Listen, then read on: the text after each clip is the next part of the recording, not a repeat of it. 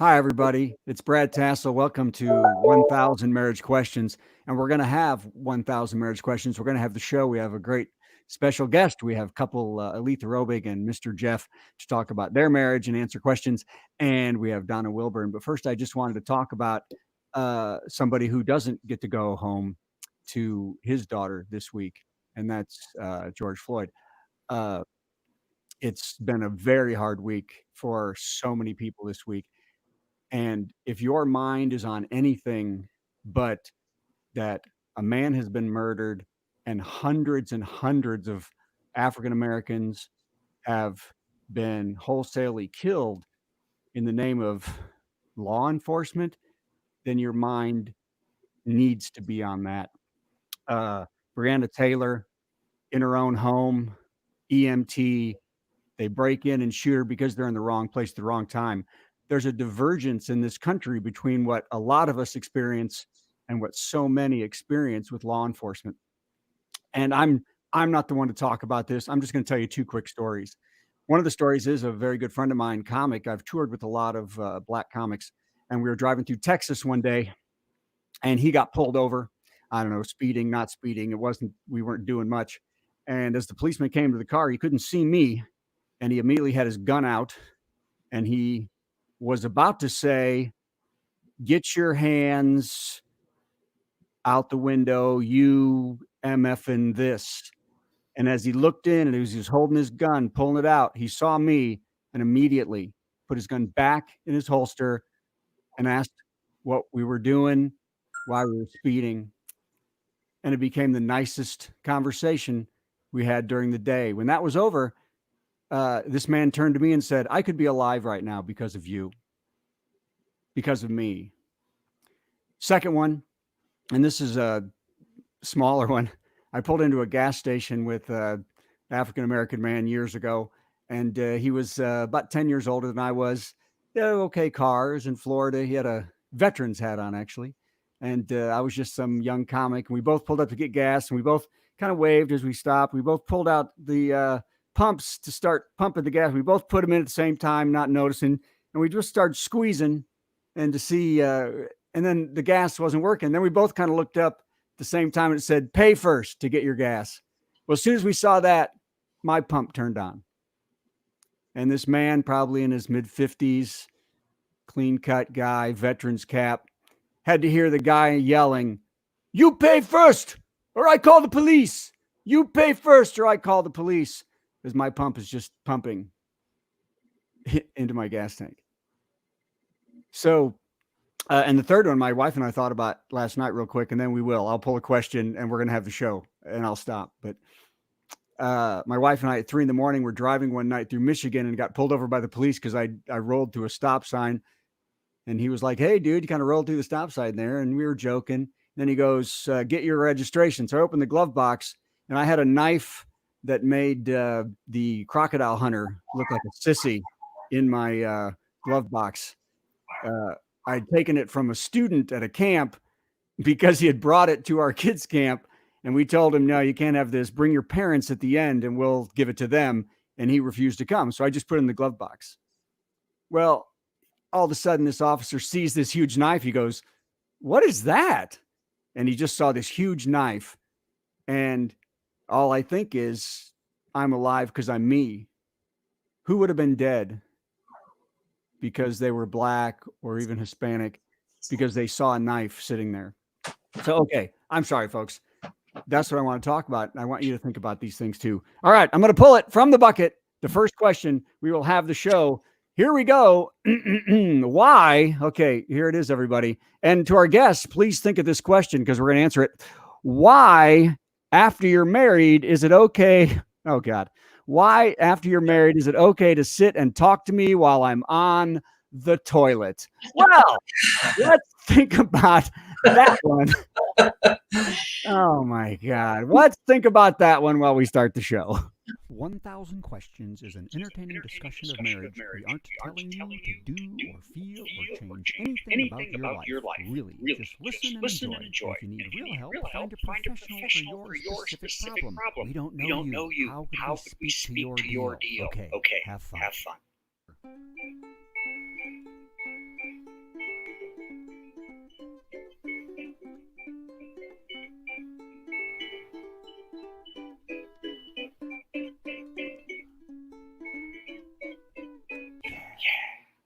Hey, was everybody else getting a bunch of feedback from that? I was getting feedback. Yeah, we were. I was. I don't know what's going on there. So that somebody doesn't like me out there. Hello, ladies and gentlemen. We are here. 1,000 Marriage Questions. Hello, Donna Wilburn. How are you?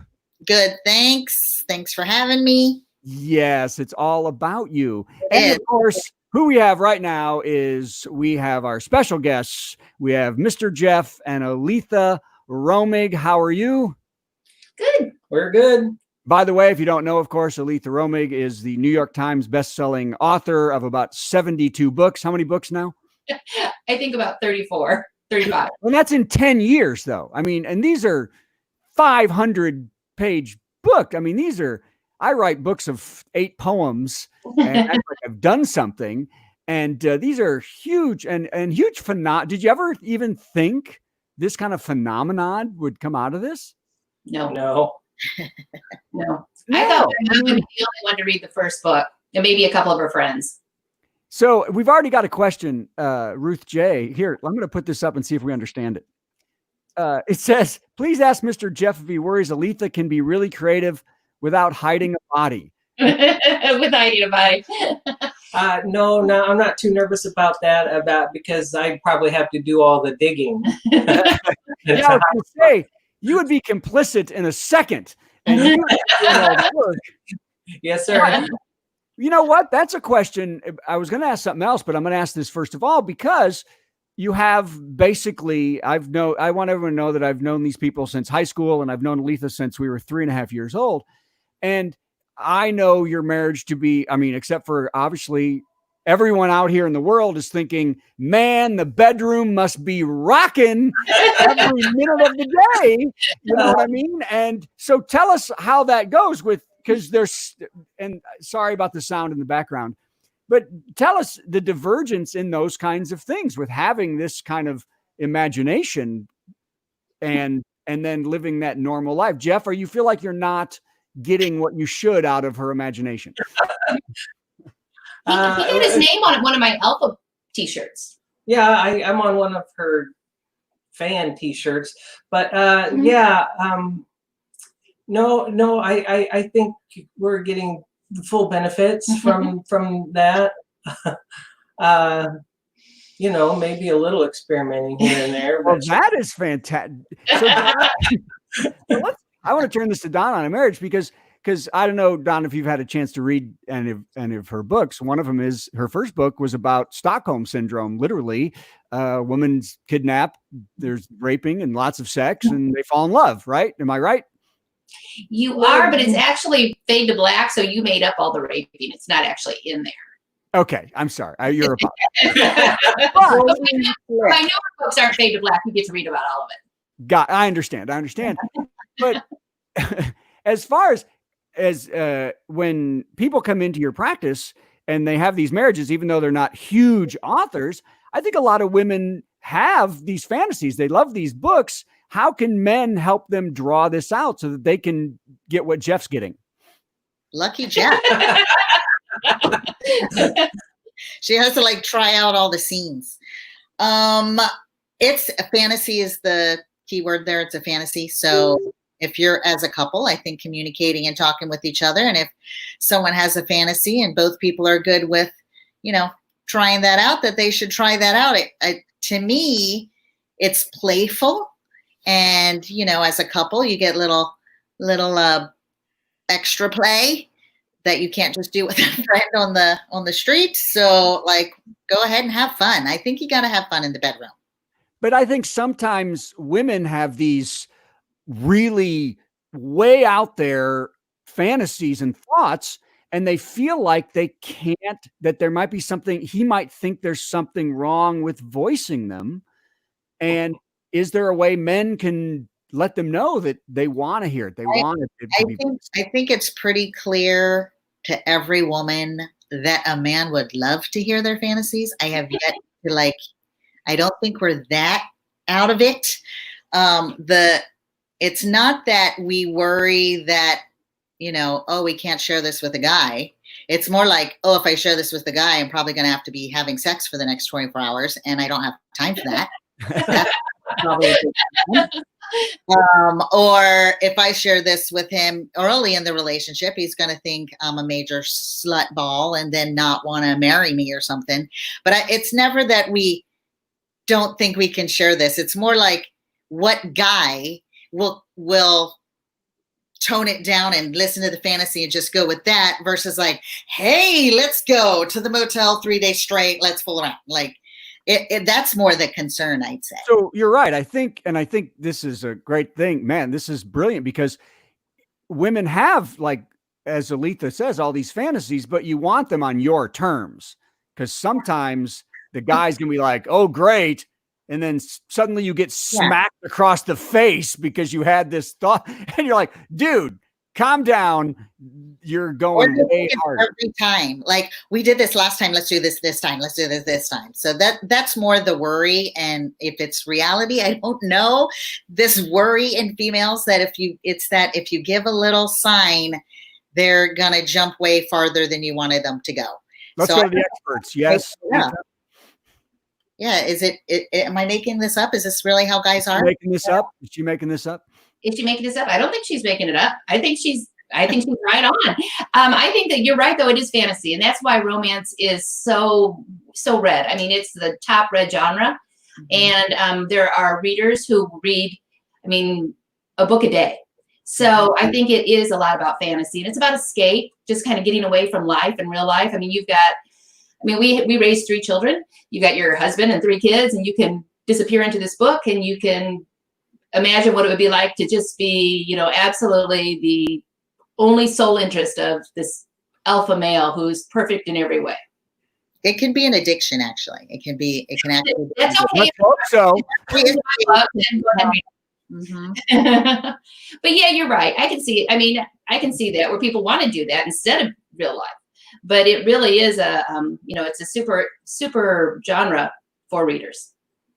Let them buy all the books first to have their addiction. What do you read, Donna? You reading this kind of I am a reader, so I've been around and read quite a few very interesting novels I wouldn't want my granddaughter to read just yet. Okay. Well, we'll get into more of that in a minute, and then I'll tell my Aleatha Jeff 2010 story. Okay, and that's the question. So let's answer the question. Why, after you're married, because you guys have been married 36, 34? 34. Okay, 34. Why, after you're married, is it okay to sit and talk to me while I'm on the toilet? First of all, are you guys doing this? Doesn't everyone? No. Doesn't everyone? I don't know. It's just like, I think it started when the kids were little and you could get away from each other, from them and come in the bathroom and talk to each other. And now it's just like, we're having our bathroom redone. And I was like, why don't we just do a pocket door? We never close it. Like, keep it open. After so many years, you do kind of get comfortable with each other, Yeah, I wouldn't say that I seek my husband out when he's going to the bathroom, and I don't think he seeks me out. There's other characteristics there that are not super enjoyable. Correct. So, I'm thinking necessity-wise, I'm not going to wait till he's done going to the bathroom to say something. Why do? Let me tell you guys, and maybe you guys can have some. My husband has a friend who, that relationship, they've been together at least 20 years. They have never gone to the bathroom when the other person was home. Whoa. I've never gone to the bathroom when the other person was home. Yeah, like in each other's company, or when either they have to only go to the bathroom when no one else is there. After 20 years, who does that? No. I don't mind if we're okay. I don't mind if we're seen or not seen. I'm still not. Let's talk when I'm done. Let's talk or when you're done. We'll meet. We have time in our lives to not watch this. And I think you want to finish the paperwork first. What?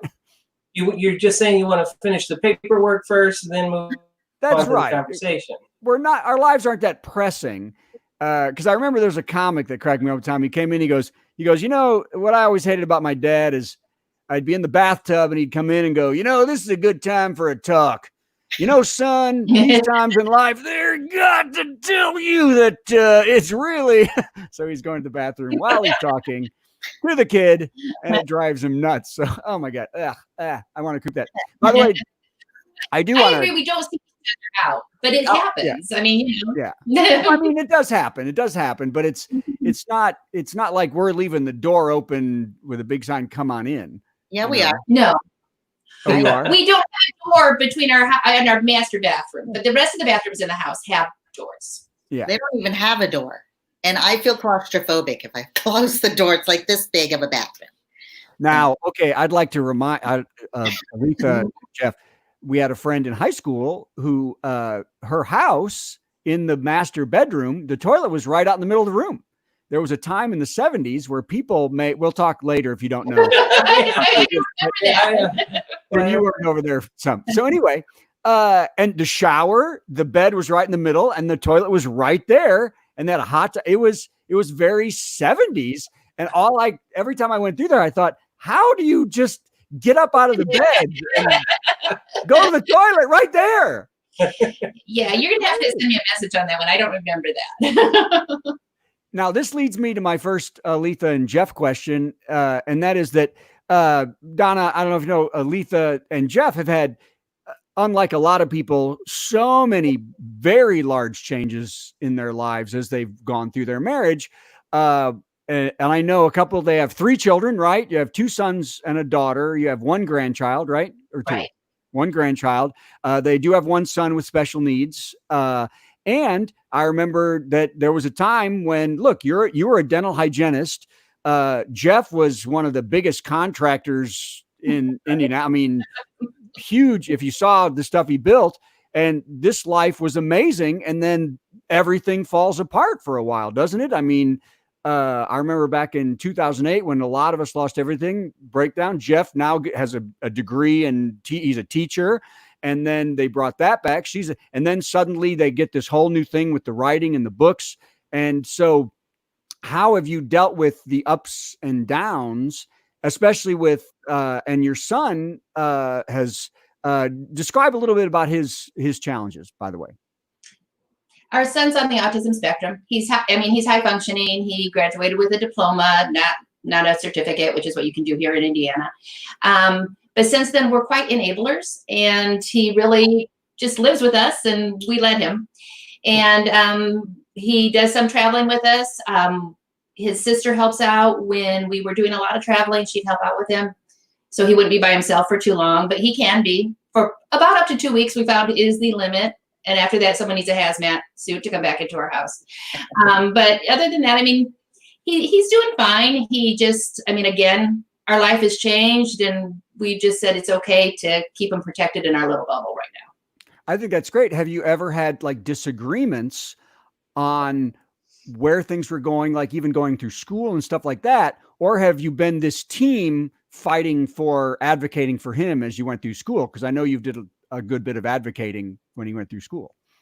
I guess I'd have to say we were a team with that. Aletha did most of the advocating. The school system knew her very well. Mm-hmm. And everybody, each step of the way, was forewarned that I was coming. Not that our son was coming, that I was coming. Yeah. Mm-hmm. That is fantastic. So Donna, when you have parents that come in on the opposite of this, where they have a special needs child and they're not really agreeing, how do you talk to them? So like sometimes you get people coming in where one parent is minimizing, oh, they're fine. And then the other parent's like, no, we need to get them help. They need resources, etc. And I have to use research, and I have to use somewhere in the middle between, walking on eggshells and holding them like this to they're fine and let them go. It's somewhere in between there. But I have to say, in the school system, you have to be gangsta. You have to go in there and no fear, no intimidation, go like, this is what my kid needs. And sometimes parents are nervous to do that. So I'm like, I'll go in there for you because that's what this kid needs, and they have to provide it. So they'll try to, a lot of times schools admin may get overwhelmed with their own work where they don't really want to take on all the extra time they may need to use to help this child. But you know what? It's your child and you're advocating. I'm sorry, but they have to. And the law says they do, and they need people to keep them honest. So yeah. Yep. I totally agree. Well, and like with my daughter too, and I went in as somebody who also said, look, I'm going to work with you on this. I'm basically a little in education. I can work with you on this. I'm going to help you too, but it's going to happen. I'm not going to be mad. I'm not going to yell at you, but what we need is going to happen. So help us. And when I started doing it that way, it worked a lot better than when I was parents that go in angry. Well, I think we started young. In our school system, they had, well, first off, we started in First Steps. And then after First Steps, they had a preschool, developmental preschool that was in our school system. So we started with that, and we kind of paved the way in the fact that we knew what the law was. We were taking courses. We were trying to find out what his rights were, what he had coming, and what was available to him. And so we started when he was 3. So by the time he went to high school, I can remember the middle school people saying, well, he's not going to be able to get all this help in high school. They just don't have the manpower. And every time we would go on, it wasn't even us anymore. It was him. Yeah, right. Ryan learned to self-advocate, our son. Right. Advocate for himself. Yeah, and he would work people. I mean, they'd do everything. Yeah, he would. I don't know if it was he manipulated them into doing what he wanted them to. Mm-hmm. That's a smart guy. Yeah, I mean, he did it, and by that time it was him, not us. But they knew that we were behind him. We started young when she was in preschool because she was excelling. We're like, you're doing nothing. And then and then they put her in preschool, kindergarten, first grade. And then the next year, first grade. And then 2 grades later, they're like, you can't come to school here anymore. We're like, why? He goes, we want to give you everything and we don't have it. We don't have it. We can't. It was a private Catholic school that said, we don't have it. We wish we did, but we don't. And luckily we moved to Bowling Green, where we then fought every battle through hell too at the same time. So, wow, pretty cool. Okay. I just pulled a question. Are you ready? Hey, you have 3 kids, so this works. It says, if you can see it, it says, do you think middle child syndrome exists, and how do you fix it? Okay, you're looking at each other with a look. She's looking at me because I am the middle child, and I'd say yes, it does exist.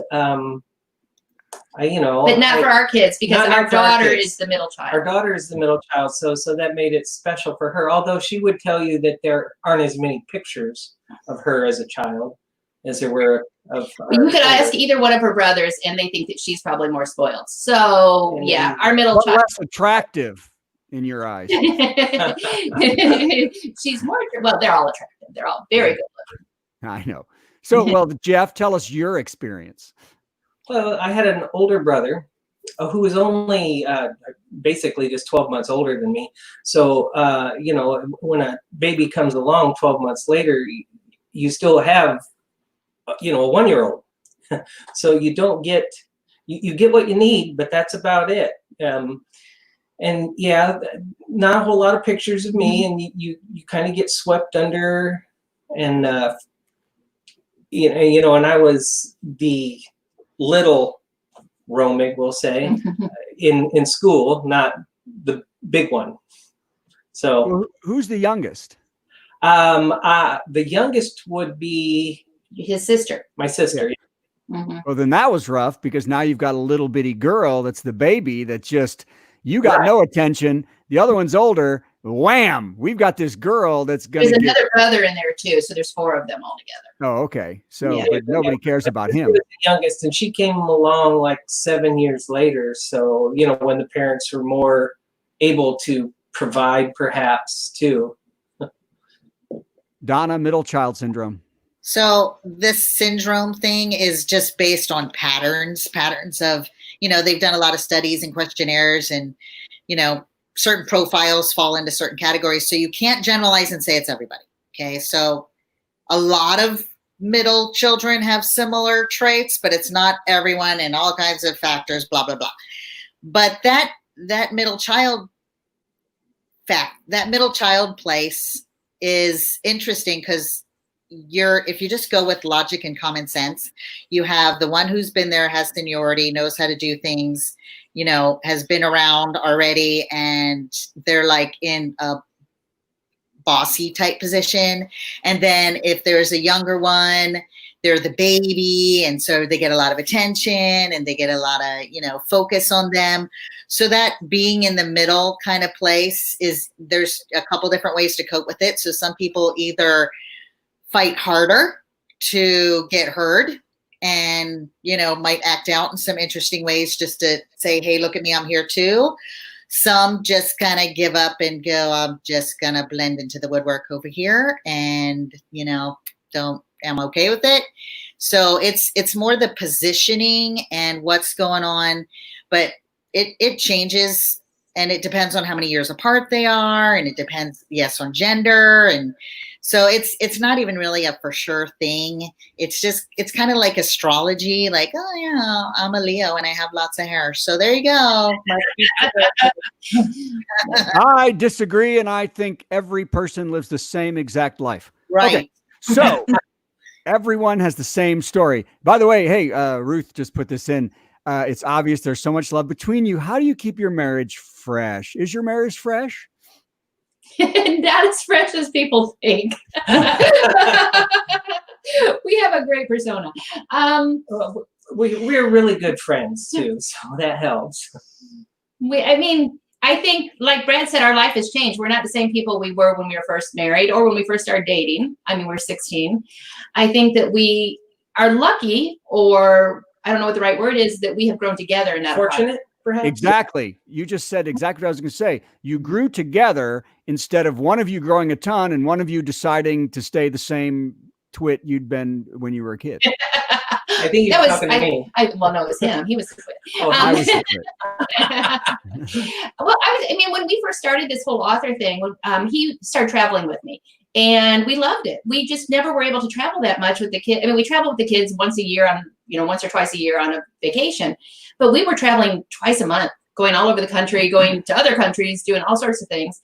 And we loved it. It was just like this neat thing that we could do. And yet in the very beginning, especially, there was this real undertone of authors going to these same events, and their husbands didn't approve, and their husbands were home, and their husbands thought it was a bad thing. And there were models there, and there was opportunities for bad things, but they weren't really happening. And we were just having so much fun doing things together.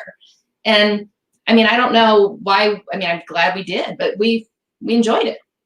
I think I mentioned to you that the creeps were going to start coming around, when you start writing books like this, and that you need Jeff and stuff like that, because you've had situations that might have been a little scarier had he not been around, right? And online. Mostly that kind of stuff. But I make it very, very clear that I'm married and always have. Yeah.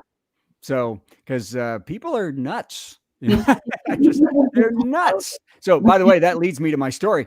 So 2010, we're doing the show, and their daughter is there and Jeff is there. And I think you were deep in the writing. You hadn't come, because at one point she came to me and said, I've written this book. How do I get published? And I said, who are you?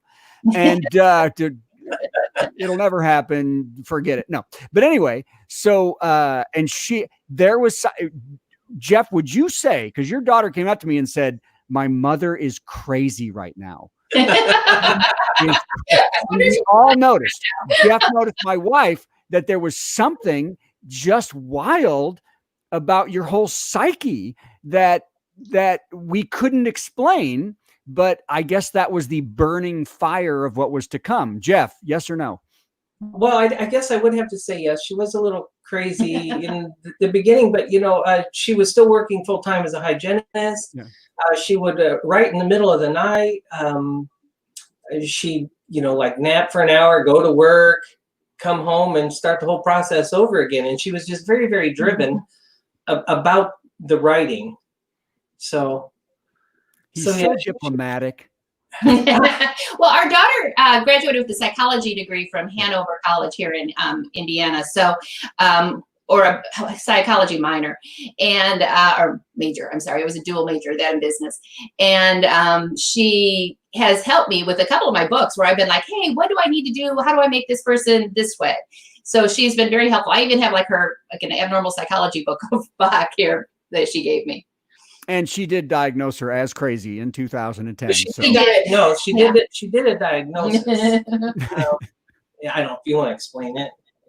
What? But her diagnosis for why you. Oh, that wasn't the diagnosis, but she did say the reason I wrote is because in 2008 our world fell apart, and I couldn't control it. And she said I'm a very controlling person. I don't know where she got that. And I could control Claire's world, which was the heroine in my first book, who with the Stockholm syndrome.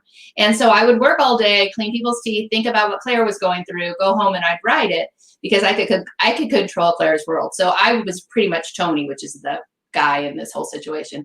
And I couldn't control my own world. So that gave me some sense of control. And that's why I started writing, according to her daughter. Good job. Fantastic. Okay, I got a question online from Amanda. And it says, 7 years in, my husband asked for an open marriage. He swears he doesn't have anyone in mind, but I'm sure he does. I don't have any interest in other men, and I don't think he means men. And it says, should she agree? Donna? If she wants to, if she's interested and wants to, but if she's feeling pressured at all and not into it, then that's a no. I'd have to agree with. So, Aleatha, Jeff, you've been in an open marriage for now 25 years. Bringing people in and out, the faces, they just blur after a while. So what do you think about that? On a side note, I want to say, when the lady that we now have had for a long time who cleans our house, she's wonderful. Wait, I have to stop you. I have to stop. No. Nothing to go. When she first I had my writing was in our bedroom. I had a big desk in there, and I had a huge bulletin board with all these different pictures of guys and women who were my muses for my characters. And she's like, are you and Jeff? And I'm like, no, these are movie stars. Like, I don't even know these people. So no, we do not. We don't have an open marriage. And I would say exactly what you said. If she's not comfortable with it, then that's fine. There are a lot of romance books out there that are reverse harems and harem books. I don't write those. I tend to be like a one guy, one gal thing. But if she's not comfortable with it, then no. Well, and I am going to take the audio and video of me saying about an open marriage and you going, well, Jeff and I had this woman for a while, and then boom, cut, send it out. A little editing there. A little editing right there. Now, oddly, I'm the biggest prude in the room. We're all happily married. We know you are. We know you are. Watching. We know you are. I am the biggest prude in the room because I say that you're married and you've made that decision. You should have had that before. And you don't suddenly start having an open marriage, but you don't start with an open marriage. You've decided to become married. So that's if you're not going to be married, or don't get married if you're going to be adding all these other people. See, that just makes me a prude. I know. I'm sorry. Boy, you are so 1950s right now. I know, and my girlfriend and my wife argue about this all the time. Here's your soundbite. Yes, it's wild. So I know. So I'm a big prude. I'm so sorry. So, okay, wait, we only have time for one more question because we're getting late. So, wait, and I forgot to play. I have to do ads in this show. I'm so sorry. So we have to do the ads right now. So you just sit there. Voted Michiana's #1 restaurant, Doc Pierce's will open on Monday, May 18th, 11 a.m. to 8 p.m. Carryout will also resume with service to your car or walk-in. Come in and enjoy all Doc's classic dishes and appetizers, plus daily specials and drinks. Call 574-255-7737 for reservations, carryout, or curbside. We politely request that all guests wear a mask while entering and exiting the restaurant. Our goal is to ensure the safety of both our staff and our guests. Doc Pierce's, the doctor is in. Ooh, and I'm proud of this one.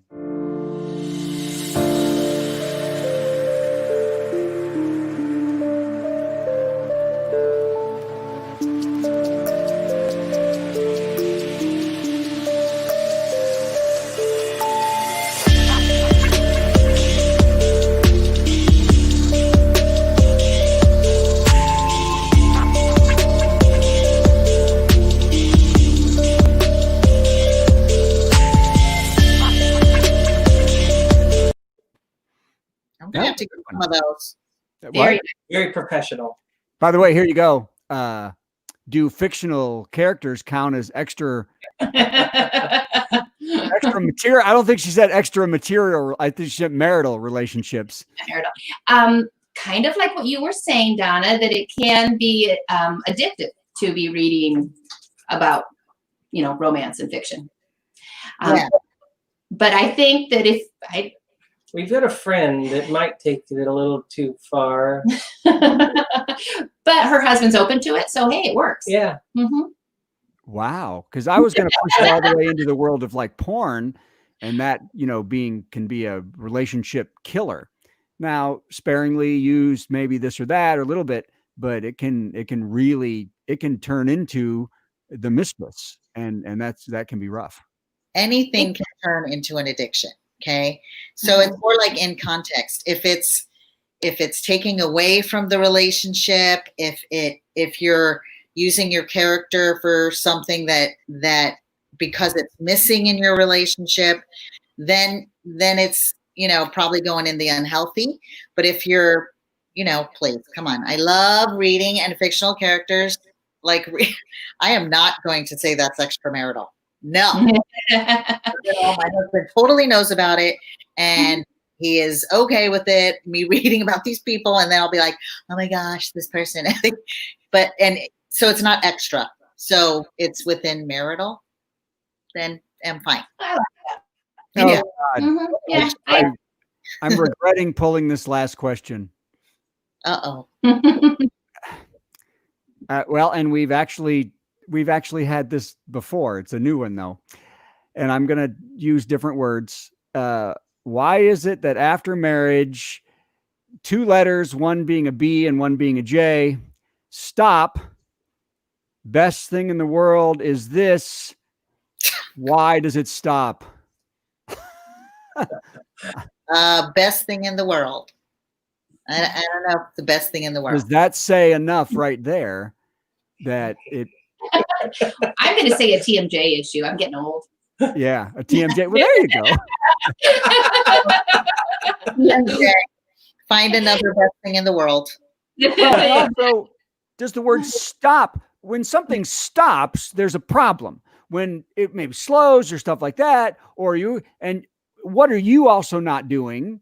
Because I'm feeling he's doing nothing. He's doing nothing to make this relationship better. He's doing nothing to have good sex. He just wants this, demands this, have to have this. She's like, I'm so sick of this. Instead of having this entire relationship that is so complete in everything you're doing, especially sexually, that, here and there, great. This is going to be part of it. So let me answer real quick. Cause I think, and we're talking overall again, not every single person. I think a lot of females think that BJs are a special gift, not like a routine daily behavior. Yeah. And if you're like really trying to be a good husband and helping out, that we are nice, that I think we would want to give you that special gift. But if you're not, and you're just causing more stress, and we have to clean up after you and take care of you, and you're not even helping, then I'm thinking you don't deserve that little special gift. So a lot of females think that's an above and beyond activity, and so reserved for someone who earns it. Yeah. So Jeff, how long has the TMJ been going on? At least a couple of weeks now. Oh, a couple of weeks. Well, hey, I can't ask for better than that. Okay. Well, ladies and gentlemen, I want to, Jeff, Aleatha, thank you so much. Of course, get all Aleatha's books, and the new one, as you saw, web. Now, this is 9 books, this series. This is 3 sections of 3 books, right? Right. Mm-hmm. And the Web of Desire is the next 3 books. It's the ones that just came out. Dangerous Web is the final, and it's supposed to come out the end of this year, but we'll see. But yeah, there's going to end up being 12 books all in all. It didn't start out that way. It started out as a trilogy, but my hero in the main trilogy, his name is Sterling Sparrow, and he became really good friends with these other 3 men. And now they all run the underground of Chicago because, of course, they're mafia, because that's really kind of hot. So anyway, so they're together. So now each trilogy is one guy's story with his girl. And no open relationships. There are no open relationships, although they do all live together. Well, there you go. So that's interesting. And you want to read it how it works out, but yeah, I mean, literally, so all the people keep interacting. Like they're still, like the first couple is still in the 9th book, so you know they're all friends. well, good. Well, I hope you get out there and meet your fans again, because I know that's really exciting. People come up to you. I remember going to Israel was amazing. I bet. It was amazing. Amazing. And Donna, of course, donna.wilburn65@gmail.com. We will see everybody next week. What? Yuppers. Yepers. Thank you all very much. We'll see you later.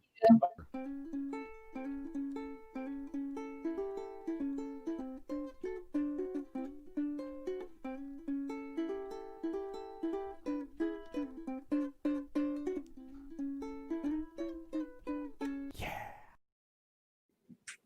Hey, and that's it. I'm going to end it. All right.